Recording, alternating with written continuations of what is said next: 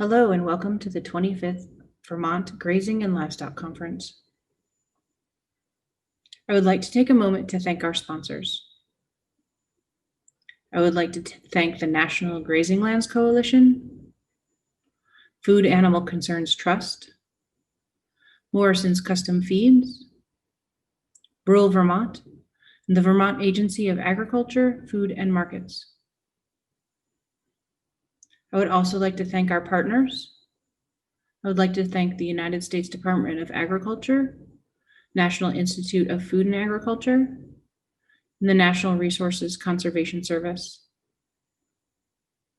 I would also like to thank Cedar Tree Foundation and the Forrest C. and Francis H. Latner Foundation. Thank you for joining us for the 25th Grazing and Livestock Conference. The conference is brought to you by the University of Vermont Extension Center for Sustainable Agriculture and the Vermont Grass Farmers Association. Enjoy the content.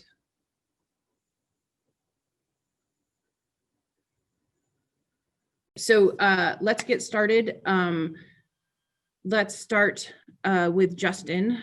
And I wanted to give you each a chance to introduce yourself and give a little bit of the breadth of your business, like the size, the scale, and the diversity. Sure. My name is Justin Sauerwein. I'm the owner of the Royal Butcher. It's a USDA slaughterhouse and processing plant outside Randolph. We currently have a crew of 15 full-time, and we've really ramped up due to COVID. And we typically process right now between 40 to 50 head a week, just to give you a sense of scale. I also have a farm, that's Almanac Farm. It's basically a grazing operation where bring in feeder cattle and do wholesale and retail marketing. And that's how I got into the Royal Butcher, was being a customer there for some years, bringing our livestock there. So that's what I do in a nutshell. Thank you. Mary, why don't you take it next? Hey, I'm Mary Lake. I live in Tunbridge, Vermont, and I am a sheep shearer, a butcher, and a sheep farmer. So with the shearing business, I go to over 200 farms every year, and it's all sheep. You know, it's dairy, fiber, and meat producers. But when I'm out shearing, we're also doing a lot of talking about farm management and meat processing. So a lot of the jobs I get for my on-farm slaughter business start with some of my customers from shearing. But I also do, I slaughter goats and pigs and sometimes beef. I'm a one-woman show, so I try to keep the jobs kind of small to mainly sheep, goats, and pigs that I can do with my captive bolt gun. So I worked at the Royal Butcher for about 5 years, and that's where I picked up my skills for killing and cutting with an emphasis on humane handling and food safety. And I have my own sheep farm. We have 30 ewes, and we graze 25 acres of our own land, but about 200 acres of land that belongs to my neighbors. So we do restorative grazing practices, and we produce about 20 lambs a year. And been doing this, I've been shearing since about 2008 and butchering since 2010. And I'm working pretty much full time and trying not to, but it's just what's happening as a mom and wife and stuff. That's it. Thank you very much. And Bill, on to you. Hi, everybody. I'm Bill Cavanaugh. I am a farm business advisor with NOFA Vermont. Prior to coming to NOFA, my experience sort of up to this point has been in the meat sector, value-added production, and retail butcher shops. I was at a butcher shop called Fleischer's in New York for a while, running the production there and working more on the business side of things. So I sort of have like a little bit of production, context, and also a little bit of business context. And for that reason, kind of by default, I've been doing a lot of work with livestock clients with my work through NOFA. So just been kind of keeping my finger on the pulse of sort of, what the slaughter situation looks like, what the market looks like, and just been, obviously had a whole lot of conversation about that over the last year or so. So happy to share. Unlike Mary and Justin, I don't have like a discrete business to talk about, but I can sort of talk generally about sort of what I'm seeing from some of my clients about like the general state of things. Thank you very much. Thanks to all of you. So my first question, and again, we'll go Justin, Mary, and Bill. So, and you've got like 2 or 3 minutes to answer this question. So what generally was the impact of the pandemic on your business? So sort of set the stage and for what happened with you with the pandemic. I guess the first thing would be just a large demand spike. We were getting so many phone calls every day, and this was coming out of what's usually a slow season in the packing business. We're coming out of late spring or late winter, early spring. So we were down in crew at that point. I think we had 6 people, and we just weren't really prepared for that. So immediately I had to, begin hiring, training, increasing our inventory for boxes, bags, all that kind of stuff. I think the hardest part was trying to not say no to so many people. I had to say no to so many times to the phone calls. Eventually I had to just turn the ringer off. So that was one thing. And then the other thing was a delay in receiving our shipments for all of our equipment, and everything took longer. There were supply disruptions. So one effect has been just we keep a larger inventory. We shoot for basically to have at least 3 to 4 months on hand. So we've had to reconfigure our layout to have more storage space. And then also just trying to keep everyone healthy, making sure we can reduce illness and call outs, which has been actually very effective.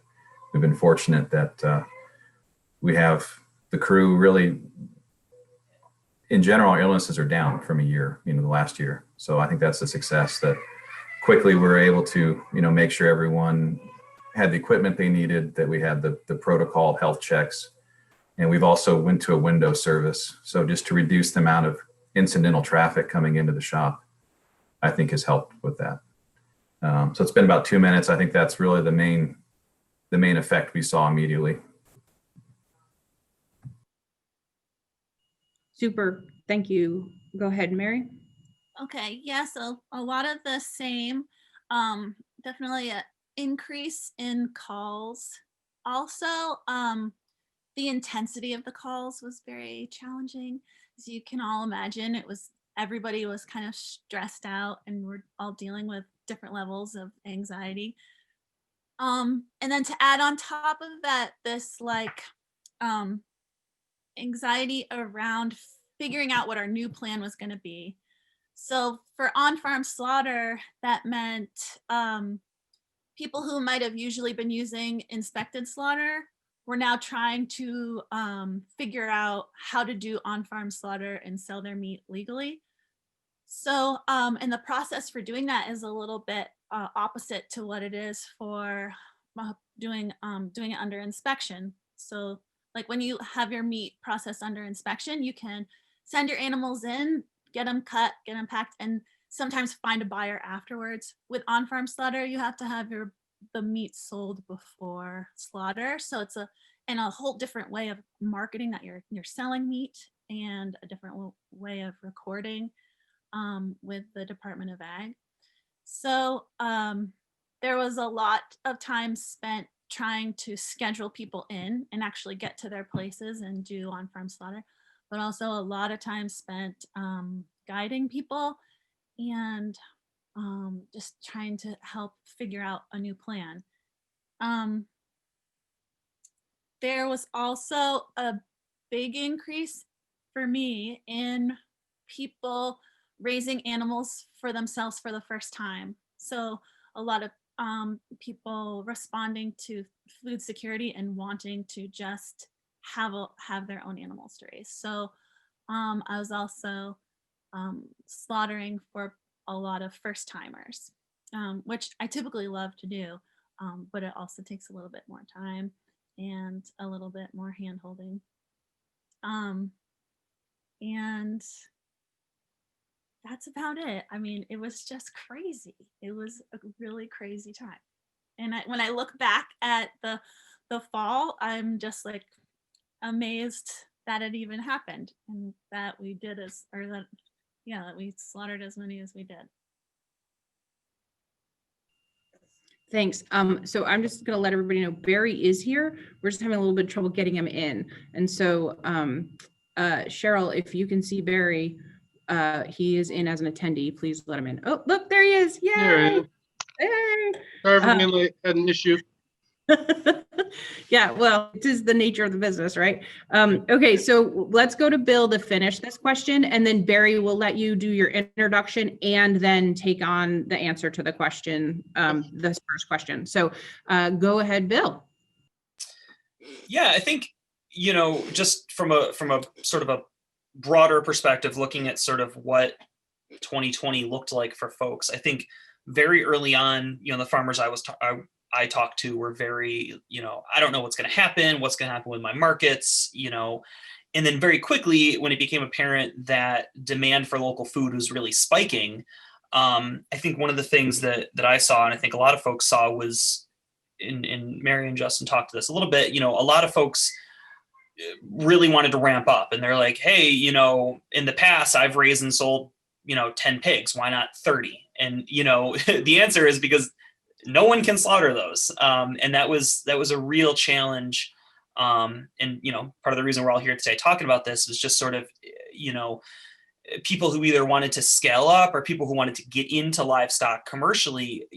There really isn't much of a viable option for slaughter on any scale in Vermont right now. I mean, people like Mary are doing great work, on farm and being able to sell custom, and that's awesome. But, Mary pointed out some of the challenges with that. So, just doing a lot of conversations with folks about, around how do you plan for that? Because it's not as simple as just sort of understanding if you have a market. If you can't get an animal slaughtered, you're out of luck. So that was sort of the big takeaway from my work this year, was just, how bad it is.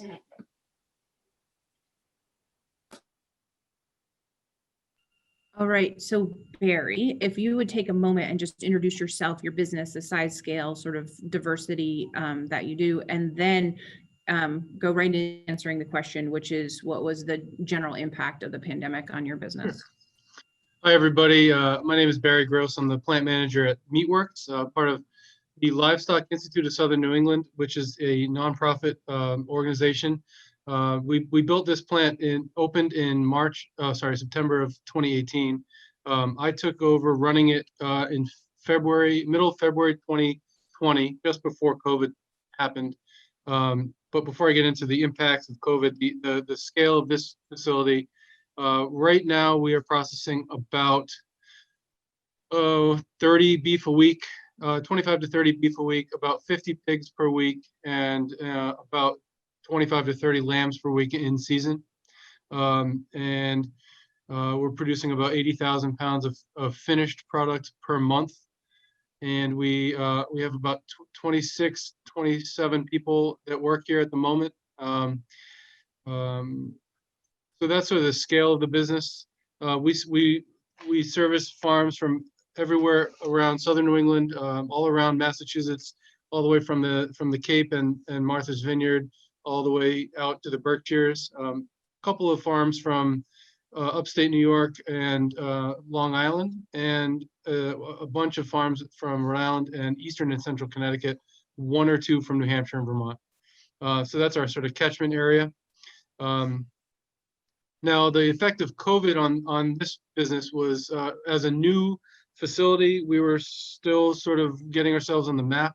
And when COVID hit, we had some light bookings in the beginning of the winter into maybe the summer, and that kind of filled up quickly. The fall had already been a little bit booked up, and then the middle closed up. So we booked up 2020 within a few weeks of COVID hitting. So as far as getting on the map, that helped us get on the map because we were an available resource for production. And since that has kind of been the case, we had to ramp up the business internally. We had to figure out how to ramp up production to maximize the facility, which meant some equipment upgrades, a lot of staff upgrade, increase in staffing and training, and even some infrastructure. We quickly realized we didn't have enough cold storage, and we've had to figure out a solution to that issue. And it's been a general, I hate to say positive thing for us, but it has been. Without the pandemic, we may not be in the position that we're in now, which is a stable position. So I hope that answers the question. I'm happy to take any questions if there are any. We're going to actually transition on to do you guys, within the panelists, if you guys have a question for each other, just signal me, because I'd be glad to let you follow up on something one of the other panelists has said. So the next question that we're going to go to is, what did you feel your business responded to? Like what strengths did the pandemic highlight about your business, or to you, Bill, other businesses that you saw? So go ahead, Justin. I think we responded well to the demand spike, similar to what Barry was saying. I think the thing that really stood out to me was that capacity is not just a physical thing. It has to do with the scheduling, the cut sheets, the entire process. So one thing I think we tried to encourage is people grouping animals into larger batches, so that we weren't doing all these small, orders. We were trying to say, well, if you're going to bring in 6 beef this summer, why don't you bring them all in one go? And I think that helped us achieve a higher capacity without really changing anything from a physical plant standpoint. And that work is continuing into the new year, new cut sheets, new terms of service.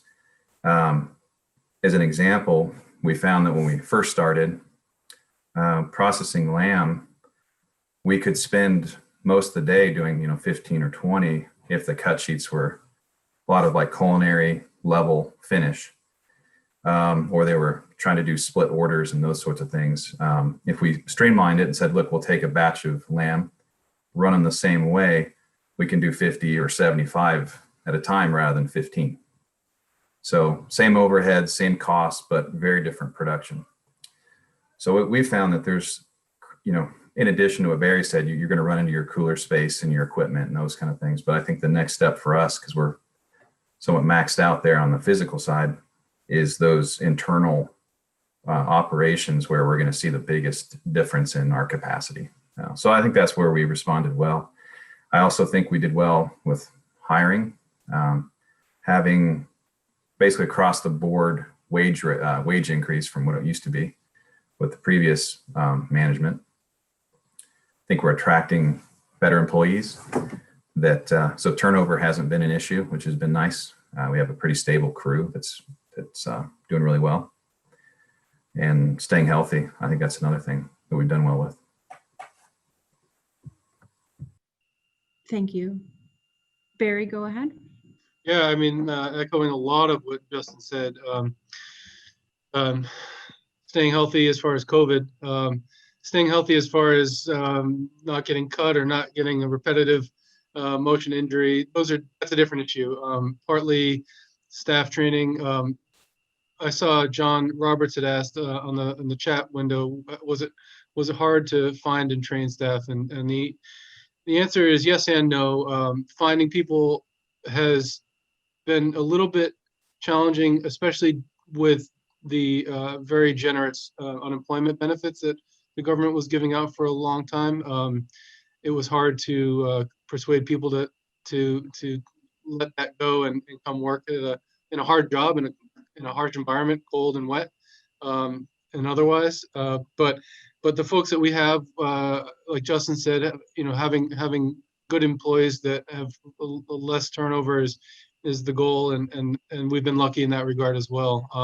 And as the new crop of staff that has come on since the pandemic hit gets more experience under their belts, all those internal things that Justin was talking about, efficiency wise, those get a little bit easier. Hopefully injuries stay down, and certainly focusing on how to make efficient decisions and policies like larger groups of animals. So if you're bringing us 10 pigs, having 10 separate cut sheets is very difficult.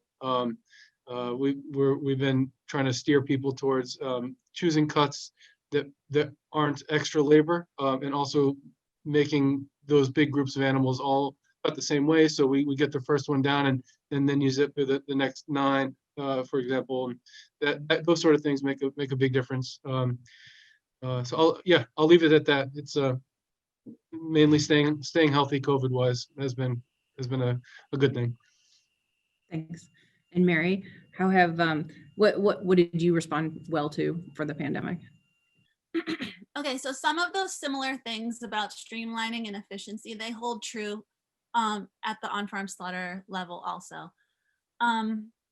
With on-farm slaughter, I'm going to many different farms. So what I think I had to do well in order for my days to be efficient and for me to meet the most of the demand that I could, I think I did a really good job of scheduling with people, making each day really efficient. So I was going out to multiple places, making a loop, which I'm really familiar with doing with shearing. So it just made me have to step up my game quite a bit with slaughter.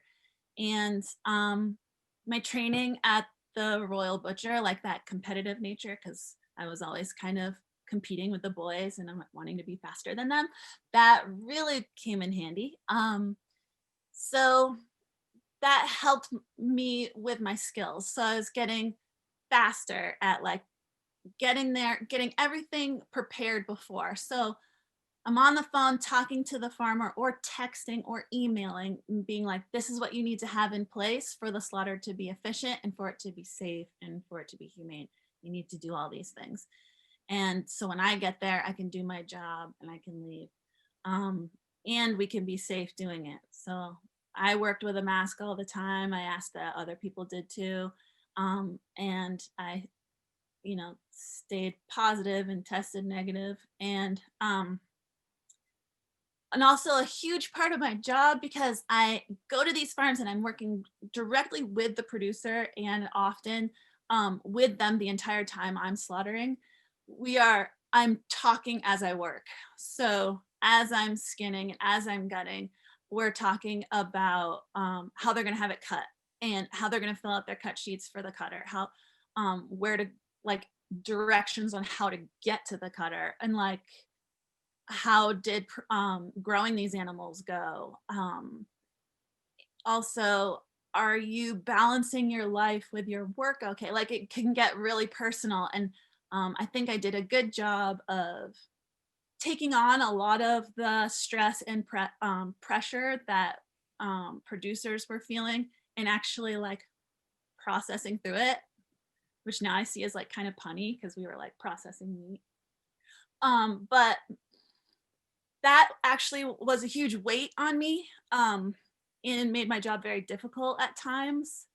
Just seeing discouraged farmers, what got me through it was pointing out their successes, like they're transitioning very well to this difficult situation. We really live in a lucky place, or we're lucky to live in this area where we have so many small slaughterhouses. Like the numbers that Justin and Barry are doing are really big, but they're tiny compared to the large slaughterhouses that you might find in other states. So like, we're really fortunate to have these kind of like family run, community oriented slaughterhouses, and just kind of putting things in perspective, staying positive, and offloading a lot of the things that I used to do for customers and making them do it. So just getting them to be more a part of the on-farm process was helpful. Thanks. And Bill, what did you see people having success with or doing well I think in the pandemic?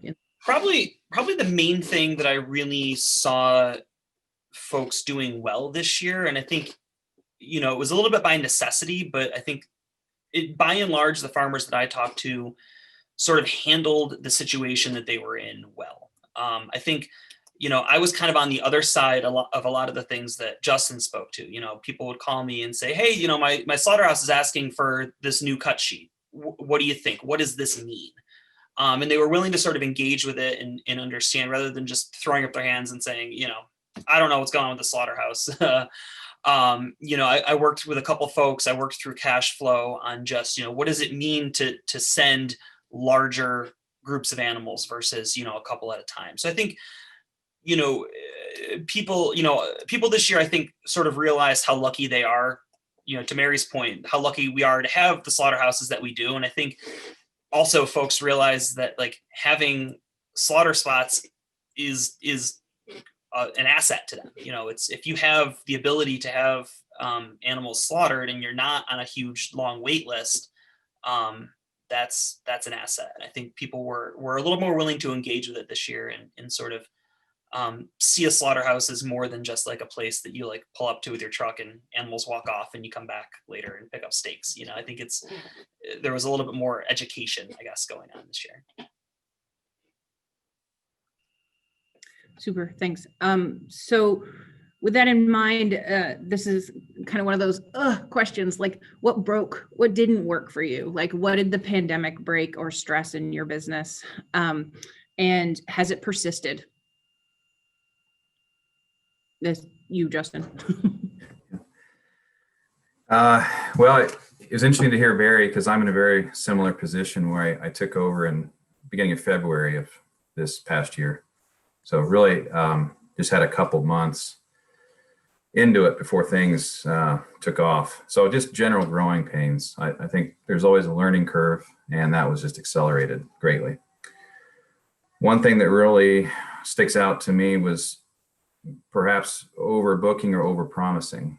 That's sort of a fine line between sensing the opportunity to really run at capacity and then doing too much. And I think in the fall, we were at that point where for the size of our crew, like I mentioned, we had about a 12-man crew at the time. And, you know, trying to push out 40, 50 beef a week is a lot with that size of a crew. Also just rebuilding, whether it be company culture, the crew, the institutional knowledge, that all takes time. And also just on my end as a new owner, growth takes time. And this was just a very accelerated program. So as far as like what hiccups, or I wouldn't necessarily say broke, but everything that can go wrong does go wrong. Just the other day, actually, I called Barry up a couple weeks ago because we had 2 grinders go down, both our main and our backup. So things happen, but we're able to get through it. And I think we also had a retirement of a key player that was sort of the operational manager and jack of all trades, who also did all the customer service side. And we didn't have a dedicated secretary. So during that first few months of the pandemic, I'm sure we missed a bunch of calls. Just we had 2 phone lines going constantly. And I'm sure some people couldn't get through and didn't get any service. And that was also a failure. Those are the main things that stick out. Okay, Barry, and just for the panelists, we're going to try to move through these questions. And then I know that there's some questions that are coming in, but I'm trying to manage those. So go ahead and just stick with the questions that we're on right now, which is, anything that kind of persisted that was difficulty. Go ahead, Barry. Yeah, we had a major issue that developed early on in the pandemic where we were bringing in more animals than we could cut, and we had a longer and longer hang time.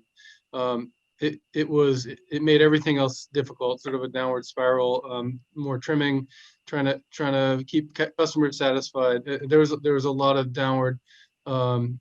downstream issues that exposed, but we've since sort of flipped the script, and now we are cutting more than we're killing.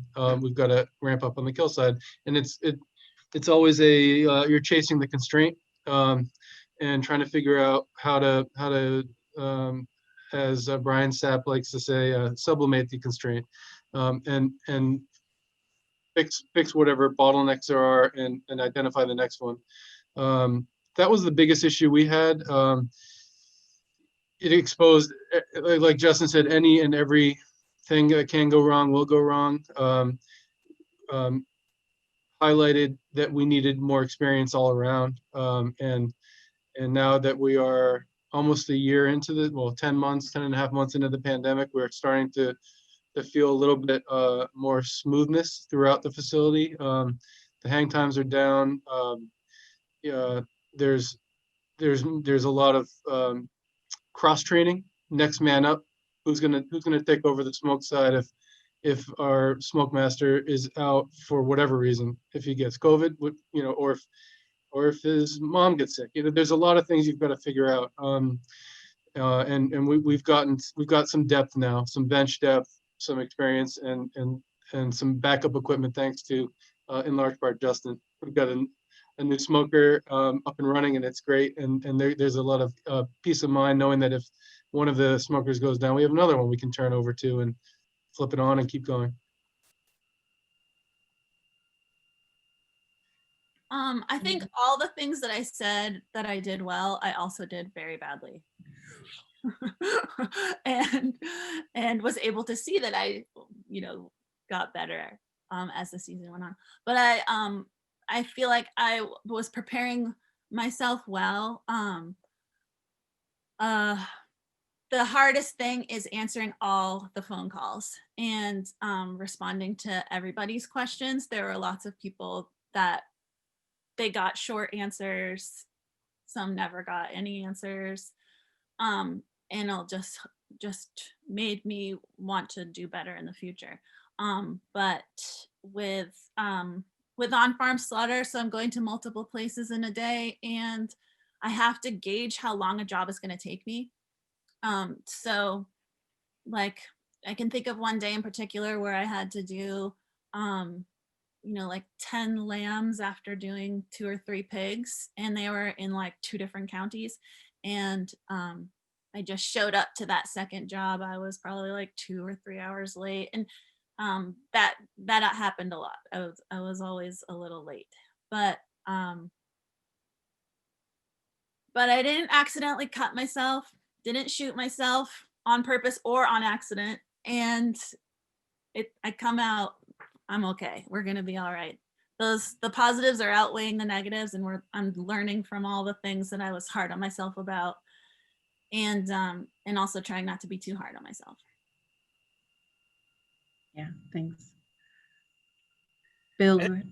Yeah, I think everybody else really spoke to this well. I think, the biggest thing that I saw that was just a challenge this year was just the farmers who weren't able to plan maybe as well as they should. But I don't really think I can ding people for failing to plan during a global pandemic. Like, at the end of the day, I'm always such a big proponent of like work backwards, understand your market, understand where it's going to be slaughtered, think through it that way. But it didn't work out that way for everyone this year. So that's probably the biggest challenge that I really came across. So now, we've been kind of talking about your businesses or your view on other people's businesses. But now I'm going to kind of raise us up a little bit and look at the whole value chain and ask your opinion on that, or what your view was. And so meaning like all the way from calf, cow, to the marketplace. And so, so the first question, sticking in kind of that weakness area, like where did you see the pandemic really stress that value chain, and expose weaknesses or break it? Go ahead, Justin. I think in general, I noticed a real lack of communication or coordination among the different segments, whether that be with livestock producers in the slaughterhouse or all the way down the chain. I've often felt that in our region, there's just a lack of infrastructure. If you go out west, you have a much more developed, segmented industry and coordination, and I think we lack that here. So just speaking to our end, I've tried to work on sort of in our sphere of influence, tried to work on that coordination, at least with producers and the packing, just so that we can all plan and have efficiencies and cost savings that way. I think that's what is primary in my mind. Go ahead, Barry. I would say that the biggest challenge in the value chain for us was keeping on top of the supply chain for products that we need to operate. We experienced large, lengthy delays in some important items like vacuum bags, which are pretty critical. Also, we have some spices that we use that were normally a 4-week turnaround that is now an 8-week turnaround, and that's created a lot of challenge as far as being able to plan. You've got to have that stuff when it's time to make those sausages. Coordinating with the producers to make scheduling work. Making sure that we have understanding that if you've got to make a change to your schedule, you can't be selling your slot to someone else. There's protocols that we have to stick to, and it's a lot of it is coming down to communicating with the producers. Yes, Justin. I mentioned this, I think, before Barry logged on, but it's in response to his supply disruption. We noticed we had the same issue, and so we had to increase our inventories pretty dramatically. So whether that be the vacuum bags or boxes or spices, we now have at least a quarter ahead. So we're probably storing 3 to 4 months of product. So we've had to change the plan a little just to accommodate all that. Having several thousand boxes in one room. I didn't know if Barry, if you've increased your inventory as well. Yeah, we've increased inventory where we can. I also I shortened the time between receiving an order to placing the next. In some cases, the day I receive one order, I place the next order. We have some space constraints, especially for boxes. We go through about 500 boxes a week. And so to store a quarter's worth of boxes, we'd have to build another building. But coordinating with the supply vendors is critical, and working with them on delivering those at the right time. That's huge. Thanks, Mary. Yeah, it's so cute because I totally upped my inventory too, but my inventory is like ridiculous. I'm like fully stocked with food grade carcass bags and enough ammo for my captive bolt gun for like a couple months. So the weaknesses that I found in the value chain, what I really experienced was that producers didn't have a backup plan for what happens if they can't use their typical line of slaughter. And that, which I was pretty happy to see, because that meant that there is a need for on-farm slaughter beyond just homesteading, but also to help streamline what goes into the inspected slaughterhouses. So what I came out of the pandemic really wanting to do is making all producers aware of how they can utilize the on-farm slaughter for legal meat sales. And even if they just know how to do it, they've got it in their back pocket for a time when they are selling whole or half or quarter carcasses direct to their customers. And it could help. Like in my own farm operation, I do a little bit of both. I didn't this year because I neglected my own farm, but I did all on farm for my animals. But in past years, I do a little bit of both, and it helps make things run a little bit smoother. I thought that I would really see a weakness in marketing, like for producers to find ways to sell their meat. Yeah, and I did see that to some extent, but I also saw such a huge demand that I saw a lot of producers not have to do much at all to sell their meat because people were coming right to them. So yeah, that's what I saw.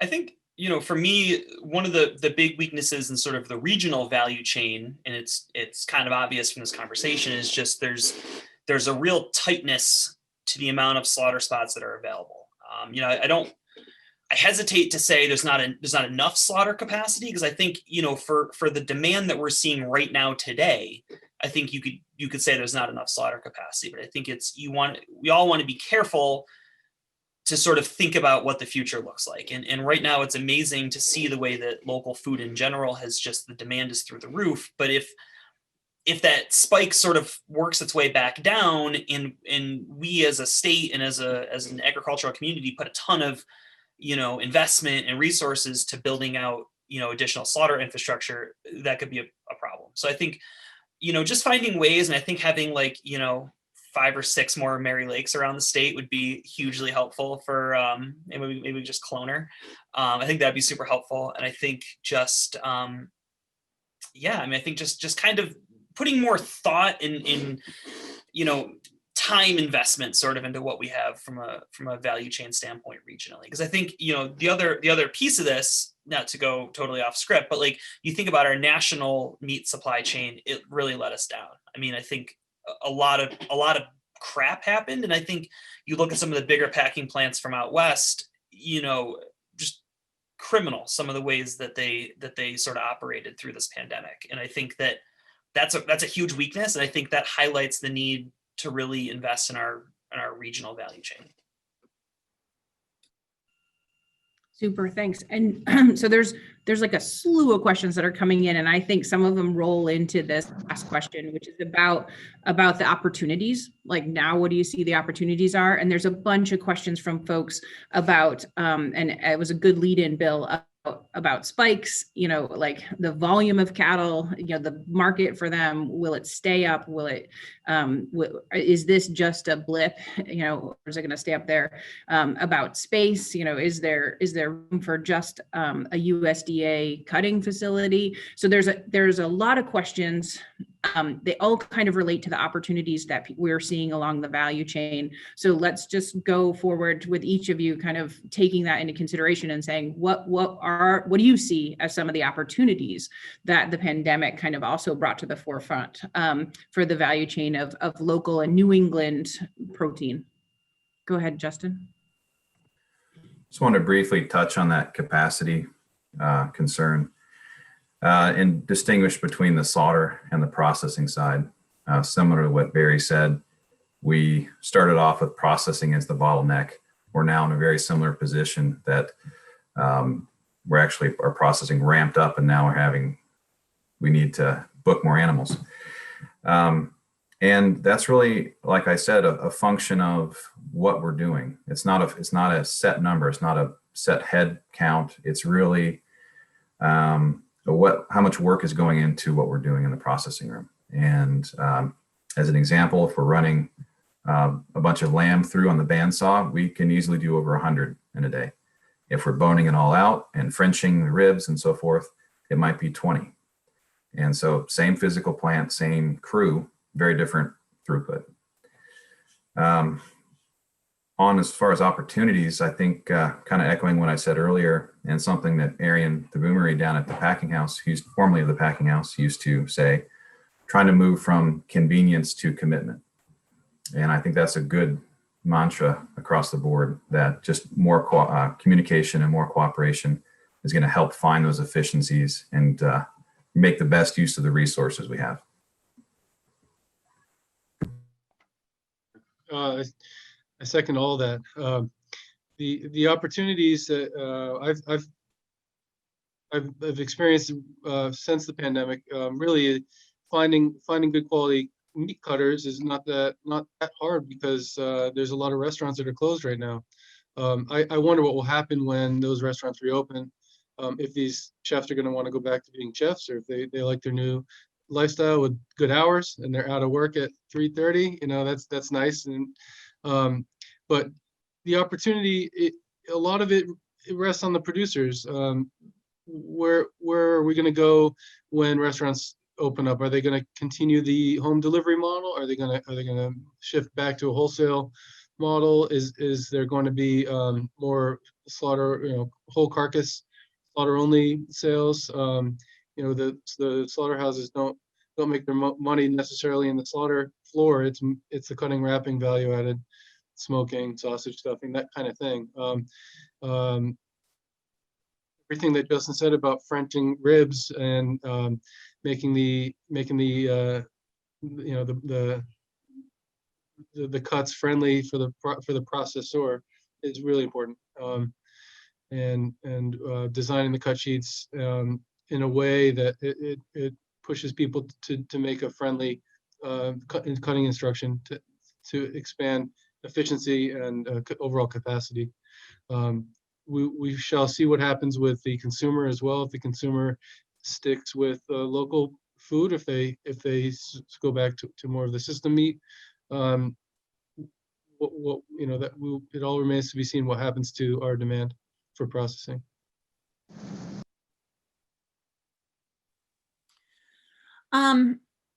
This is another weakness that I was just reminded of, was the clarity with the pathways to on-farm slaughter in the state of Vermont.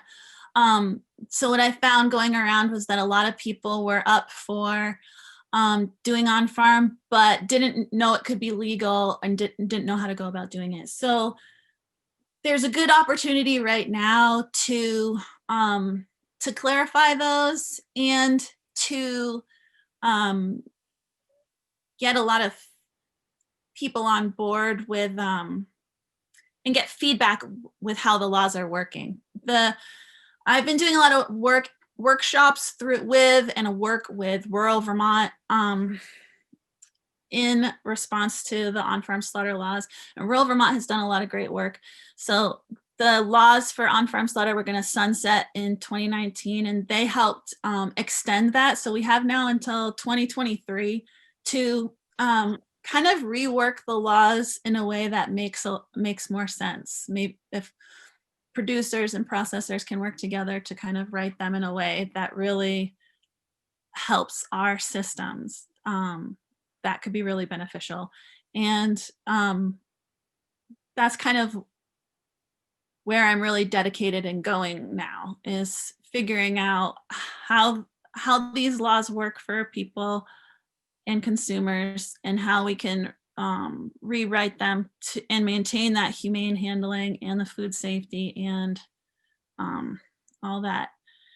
So that's the big opportunity right now. And also the opportunity to really talk to consumers. Like the meat that we produce here in the Northeast, it's the best possible way to produce meat. Like, I used to be a vegetarian, so many of my customers used to be vegetarian, and that's like, this is the way to raise animals and process meat, and we are part of something that is really great. And I think a lot of other places in the country don't have that experience, and so the opportunity I see moving forward is just really emphasizing that and running with it. I think for me, and I feel like this has kind of come up a little bit, but I think the big opportunity I see capitalizing on sort of what this year sort of forced on everyone is really just sort of taking the level of engagement on the side of producers further. I think for so long and still in a lot of ways for farmers, their interaction with an animal ends when the truck pulls away and it kind of goes off into the twilight zone, and then it comes back in a cooler and they can sell cuts. I think people this year are more engaged in terms of, what does the slaughterhouse need? What does this mean? What do these cuts mean? I think that there's an education component to it. I mean, I didn't mention this in my intro, but I teach some butchery classes through Vermont Tech.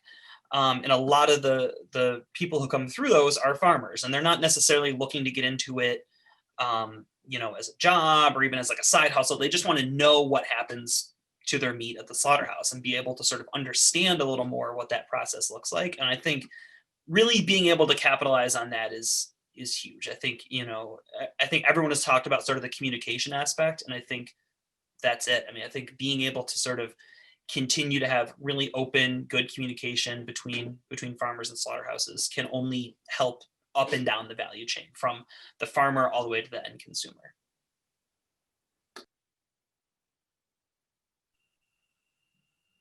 So I have one more question before we kind of go back to the audience questions and integrate them in. And as some of you I have already integrated them a little bit, but this is that, what do you wish producers knew? What would you like to tell them that you haven't had a chance to tell them yet in this session? What would you like them to know or consider if you had a chance to? And now's your chance. Go ahead, Justin. That seemingly small things on a cut sheet, small requests can have really big impacts on our end. I'm a producer myself, so I see it from both ends, and I try to find a balance. But I've been trying to really communicate with our producers that whether that be the harvesting of the organs or specialty cuts, that the labor component there is significant, and that if we're going to get through a bottleneck, we have to streamline. And part of that too is working on, like I said, savings on their end with transportation, doing larger orders. That'll help them as well. They'll see a direct benefit. And that I think also I'd like to mention that we're in the service business, and our job is to serve the producer. And we can do that best when we're operating more consistently, more efficiently. And that for this year, we've actually seen a price decrease. We've passed that on to the customers for 2021. And part of that is the new terms, the new cut sheets allow us to reduce our cost of production. And from our point of view, we pass some of that on and encourage them to continue to work with us and understand our side of the deal. Yeah, again, the second what Justin said, to streamline cut sheets. If you're bringing groups of animals, try to have as few separate cut sheets as possible, and to just be a bit patient as we work through scheduling. I saw on the side, we'll get to these later, but someone asked how far out are we booking. We've got people asking for dates in 2023. It's a challenge to get the scheduling to make sense, and it's also it takes us time to work through those requests. So just be patient, please, and know that we're addressing those. Also, that when the product is done and you're called, please come pick it up, because we have very little cold storage space.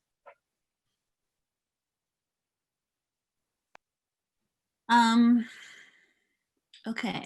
So knowing that your product is really awesome. Also knowing your product. So this is kind of a pitch for just hiring me to come to your place and slaughter an animal in front of you. But it also is very helpful because it's hard to have x-ray vision on your animals if you never look at them. And if you have questions about weights or, efficiency of how your animals are growing, you can ask questions to people who know. And a lot of times the people slaughtering and cutting know. And maybe it's not appropriate to use up time with certain people about asking them questions like that. But it's definitely appropriate with someone like me, because I'm going to be at your place and I'm going to tell you everything I think, because I don't hold back. And that could be helpful if you have questions about what happens in slaughter. Where does all the weight go? What happens in cutting? Where does that, why do weights not match up? Another thing I want people to consider is like collaborating with other producers and talking to them. It's so hard to get out and see people and talk to them.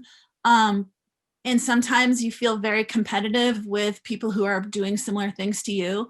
But if you can get past that and talk about what's worked well for you and what hasn't with other producers who are doing similar things, it can be really helpful, and like seeking them out as almost mentors and peers and friends and not as competitors. Because our farms are so small, we really only help each other when we're all like working together. And for even smaller producers, knowing who might have what you sell when you're sold out, and like kind of being like, well, I can't help you today, but try this person. That it just helps building community. And we all kind of have to work. We have to work together to make the meat industry in our area even better.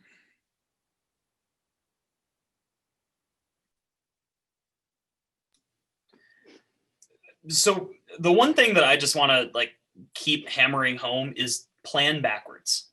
Think about who the end consumer of your product is and let that inform the rest of your choices. If you have a core group of customers who come to your farm and they buy animals by the halves or the wholes, you can and absolutely should do a custom slaughter with someone like Mary and work it through that value chain. I think if you have a really tight relationship with a co-op who wants cuts, individually cut and wrapped and to sell retail, then you need to go to an inspected slaughter facility. And the decisions that you make, it's sort of like a reverse flow chart, have implications. If you can't get those slaughter spots, you may need to change what your market is, or you may need to think about how many animals you're raising.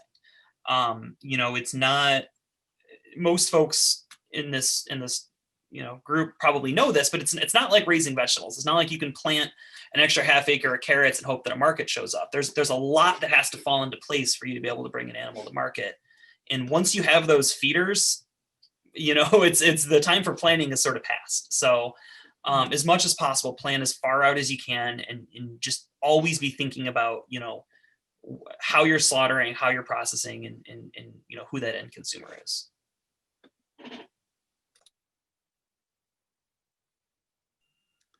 Thank you. So I have brought Jen Colby in. So now we're going to welcome Jen. And she's been paying attention to everyone's questions and feeding them to me. But I want to give a little bit of space. There was a question about policy, and Mary, I want to just go back to you for a second and make sure that because there's a couple of questions like, how could farmers be helpful for on-farm slaughter, and there are a little bit of red flags went up there, and so I just wanted to give you a platform a little bit to talk about that. And I know that they put some links in, Rural Vermont put some links in about on-farm slaughter, and a fact sheet there which will be in your Mary, and something about their sunset, some of the laws are sunsetting. So I just want to give you a platform for a little bit to talk about that. Okay, there should also be a link to the Department of Agriculture and the forms and applications for a legal pathway to on-farm slaughter. Okay, so there's like multiple pathways to on-farm slaughter, and the one that I deal with is when a farmer hires me to come do the on-farm slaughter to animals that they have already sold to the consumers. And those animals go from the farm as clean bagged carcasses to an inspected cutting facility. It's custom inspected. So it's inspected by the state, but just for custom sales direct to the people. And the paperwork that goes along with that is a certificate of ownership for each animal. And so then that animal is marked not for sale, because the cuts are then not allowed to be sold individually. That animal is already sold. It cannot be sold as a meat product. So like the way that the law is written right now, it is like it's illegal for me to slaughter my own lambs and then sell them. I need to hire another itinerant slaughterer to come and do that, to get rid of any conflict of interest that might be there. So there's a lot of things in the law that are a little bit backwards about like for example, the way the law is written, the person buying the animal, who is the owner of the animal, needs to transport that carcass from the farm to the cutter. That is really difficult to do, and it makes more sense for that to be the farmer's responsibility. So there's little things like that in the law that just kind of need to be, this needs to make more sense. So with rural Vermont, with their help, hopefully we can get a group of producers together and start kind of reworking the law, and propose something that works for producers and works for the processors, for me and for the custom cutters, so that we can really get more people on board with using the law. And so I had never heard the term sunset before with a law, but basically it will sunset, which means it will no longer exist and we will be doing this all illegally. And so we have to rewrite it and propose a new law before that happens. And you can help out by like staying in tune with rural Vermont and getting in touch with rural Vermont about it. So now I'm going to put Jen on the spot, and Jen, you don't know that I'm doing this. Oh, Justin just went away because I wanted Justin to be on the spot too. Oh, here he comes back. Okay. So what I think is interesting, Jen, you've told about you use both Mary and Justin. And why? And I wanted to turn and give you an opportunity to just like, what was your decision making and why do you do it? If you want to share, you can also be like, no, move on. No, this is something I'm yes. completely, yeah, I'm completely happy to talk about that, partly because the customer base that we have developed over years, we have some folks in state, we have some folks out of state. We also my husband and I were competitive barbecue folks at one point. And so we actually have a whole community of friends and family who know how to cut their own meat and like to cut their own meat. And so we end up in a situation where folks that we're selling to that are out of state or don't want to cut their own, those are animals that we send under inspection. But we work with Mary and another itinerant slaughterer in our area for the folks who say, that's great, I'll just take my half animal or my whole animal and I will take it and I'll just cut it myself. So it's actually been how our farm has sort of cultivated its business over time. And it seems to actually work really, really, really well for balancing, because not everything can go to Justin, and also for making sure that there's the state and federal inspected accountability for those folks where it's really necessary to have that. Super. Thanks for jumping in. So I brought Jen in so she could help kind of grab the questions that came in through all the audience.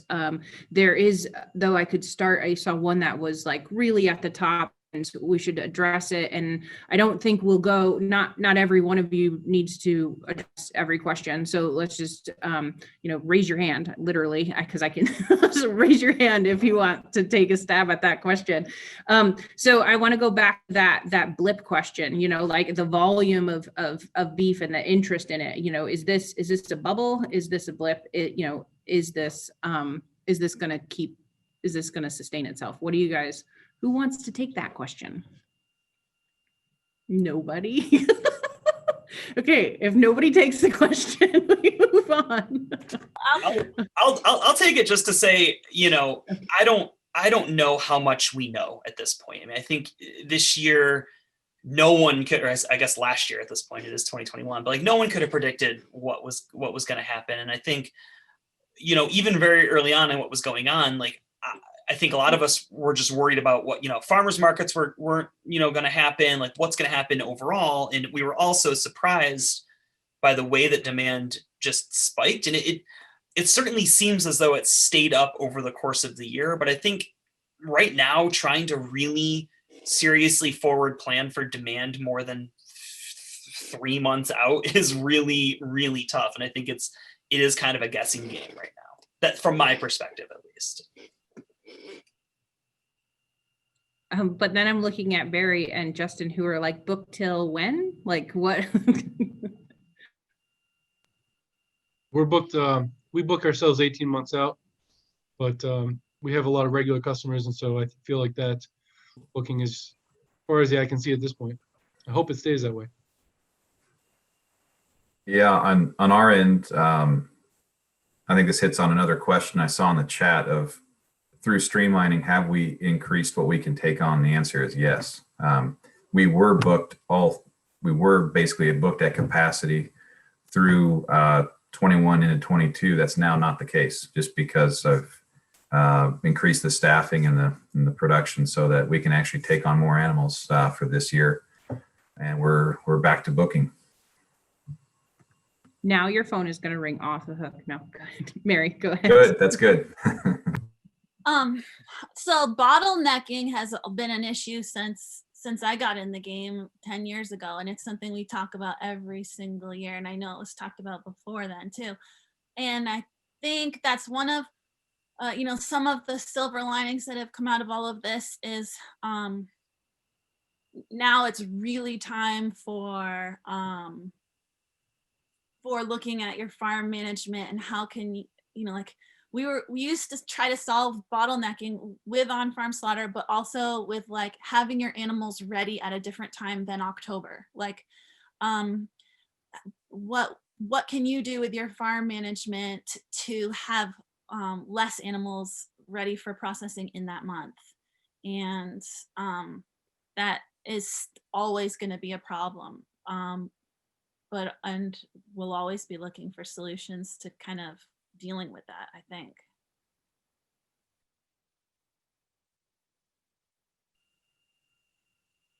Yeah, thank you. There is a specific question, really, Jen, I'm going to get to you eventually. There is a specific question that was out there that was about is there space for a USDA processing only facility? And we hear this a lot. So what are your reactions to that? Is there space for a USDA processing only facility? Anyone? Like I said earlier, the slaughterhouses don't make their money on slaughter only. I think that, yeah, there's a space for that, but it may be a business model that's challenging because of that fact. I've thought about it a little bit with sheep and goats, like having a slaughter facility, not cutting, but just slaughtering sheep and goats and wrapping them whole and sending them out to restaurants and other markets. I thought that could be a possibility. The hard part with it is the buyers would be like Whole Foods or, like bigger places that would want lamb year round. So then we would have to have producers with lamb year round. And I don't see that happening. I think I might have asked the question wrong. I think it was like a cutting only facility, not a slaughter only facility, but a cutting only facility. Is is, I think, how I should have said that question.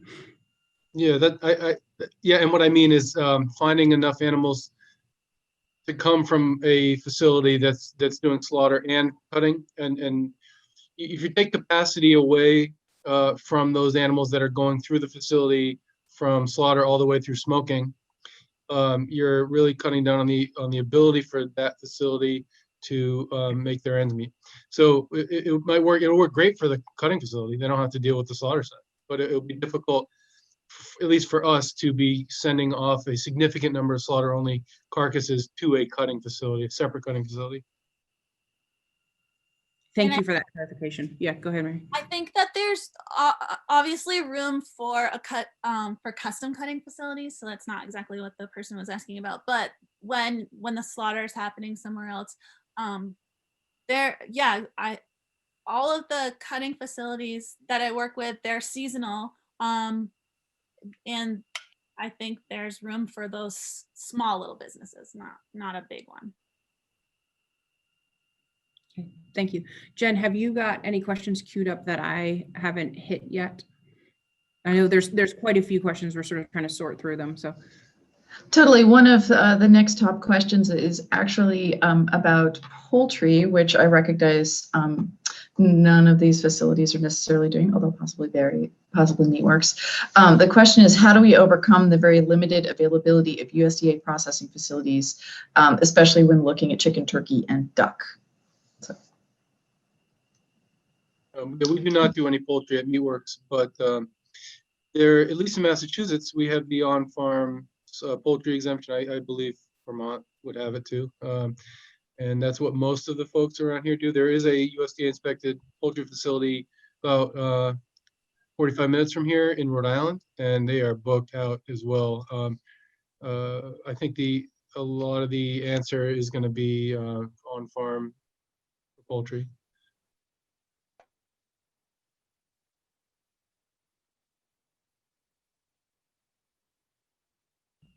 So there was another question up that was about expanding. Are any of you expanding? Is this changing your business looking to the future? Go ahead, Justin. That goes back to your previous question of is the demand real? And I think if we maintain capacity for another year or so, that's definitely going to be a question for us. Just we have a limited building footprint to work with. But I think the question is, in my mind, is are we going to see a drop off or cancellations, or how are things going to play out the next year? I don't have a good answer. So if I can jump in to follow up with that, Justin, one of the questions that we have in the chat is, how would you handle those sort of inevitable cancellations if they are happening? How do you guys handle those? Well, in our case, because I'm a producer and do brokerage as well, I'm able to slot my animals in, which works pretty well. But we also have contingency plans for running with a smaller crew if things really got shook up again like they did this previous spring.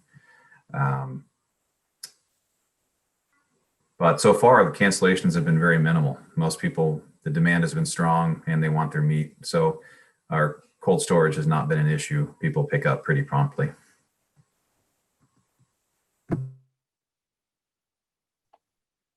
Cancellations on our end, there haven't been that many as well. We've got a very active waiting list, and has not been a problem to fill those in. Like Bill and everyone has been saying, we don't know what's going to happen a year from now or 2 years from now. But I hope that, at least in our case, being a new facility, that we are firmly on the map, and that we've gained the business and the trust of enough customers that we can continue to operate at the capacity that we're operating, if not more.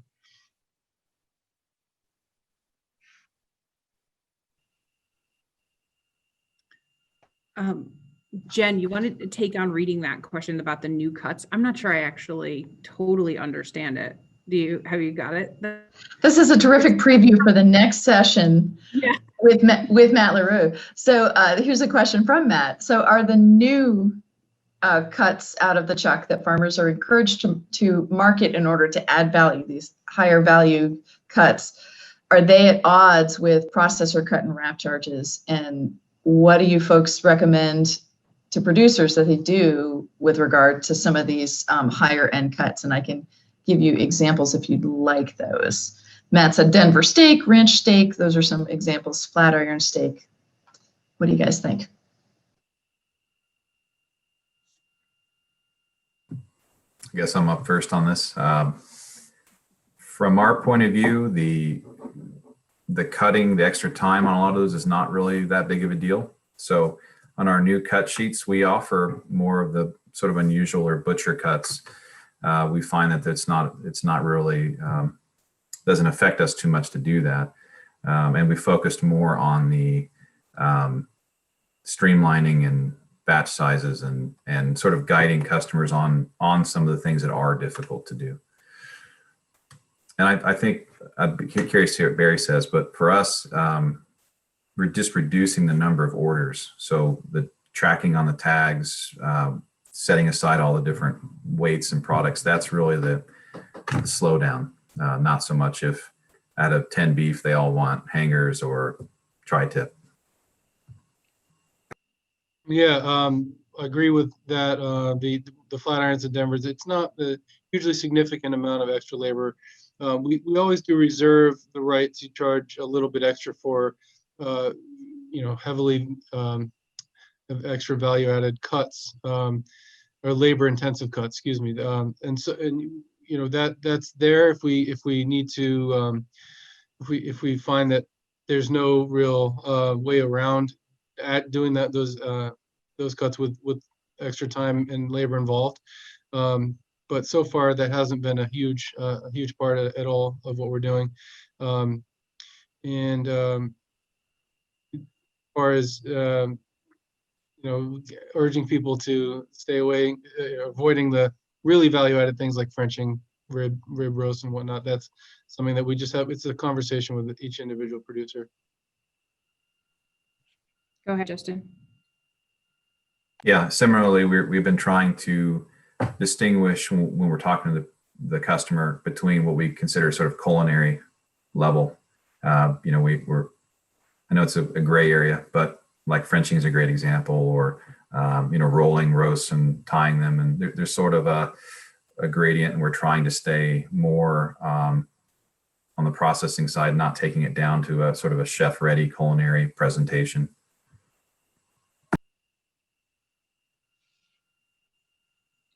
Thanks. There's a question.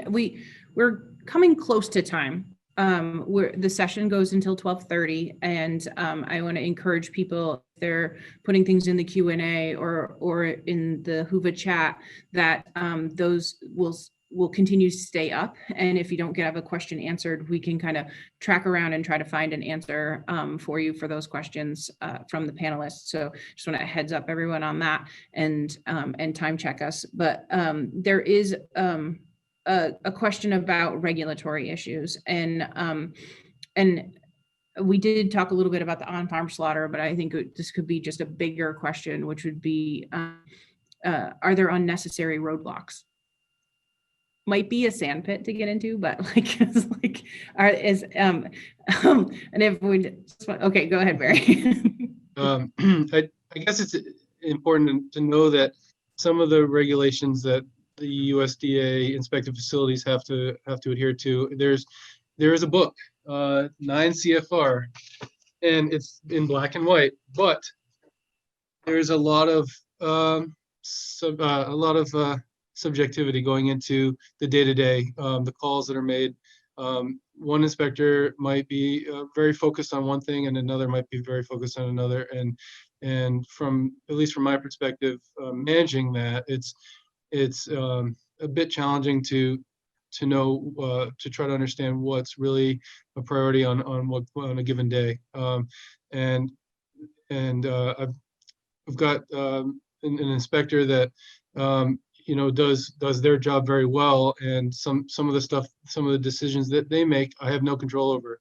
If an animal is condemned, the producer, bad news, and my hands are tied, and I'm the one that has to be the messenger and give that bad news. And I just hope that it's understood that there are certain things that I can control and some things I can't. So, yeah.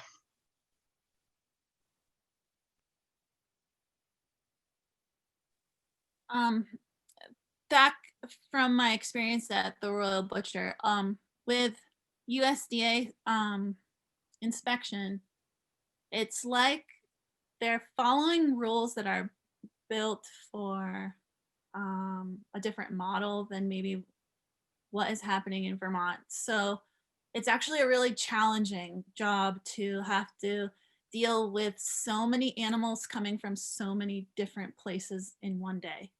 And like all of these different management styles and all these different certifications, and our small inspected facilities are doing so much. They have to juggle so many different types of certifications that that the producers really value and the consumers really value.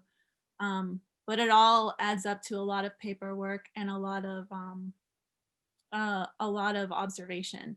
But the intention is food safety and humane handling. And I think we can all get on board with that. And when we keep those things in our minds, it can help us stay calm and be really understanding of the hard work that we're all doing. Also, on-farm slaughter is not an option for things that don't get into inspected facilities. What I do on farm, those animals need to be just as healthy as if they're going to an inspected facility. And then you just run the risk of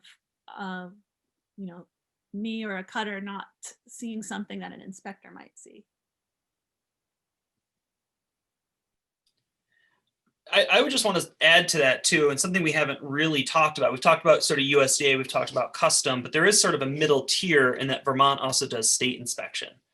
And I've worked under USDA, both in Vermont and in other states, and I've also worked under state inspection. And our Vermont state meat inspectors are phenomenal. They're very easy to work with. They will a lot of smaller facilities will actually start at state inspection before they move up to full USDA.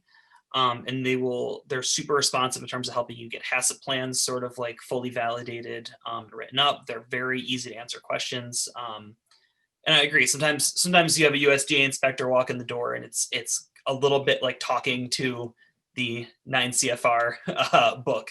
But the state inspectors I've always found them to be very responsive and very just sort of a wealth of knowledge and very helpful.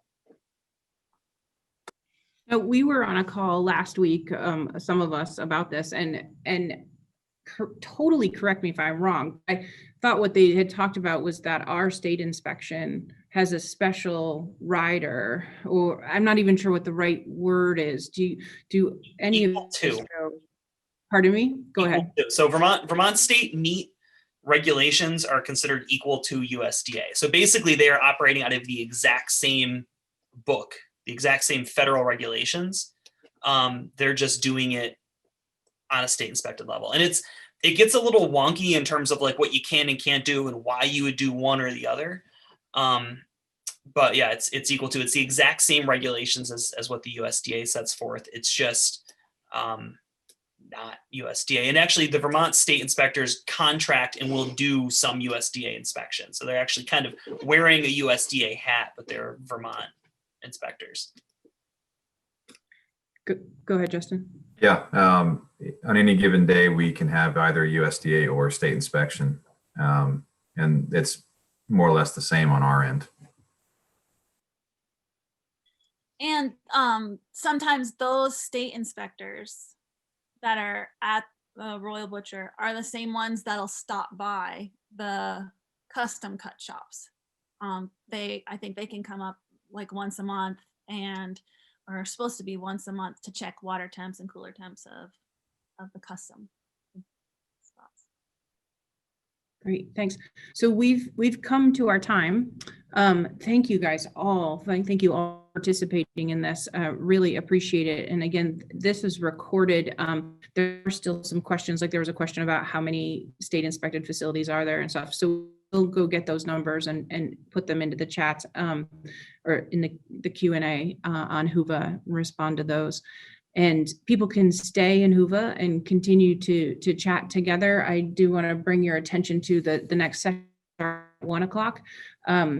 We have a consumer-friendly bulk meat sales with Matt Leroux, and then we also have what does it take to build a grass finishing program, and that's with Mike Baker. So those will be broadcasting at 1 o'clock. And we have a little bit of time. I just want to thank everybody and raise your hand if anyone something that went unsaid that you're just it's pressing for you to get out. No one. Okay, great. Well, hugs. Thanks for doing this. Totally appreciate it. And yeah, we'll see everybody at 1 o'clock.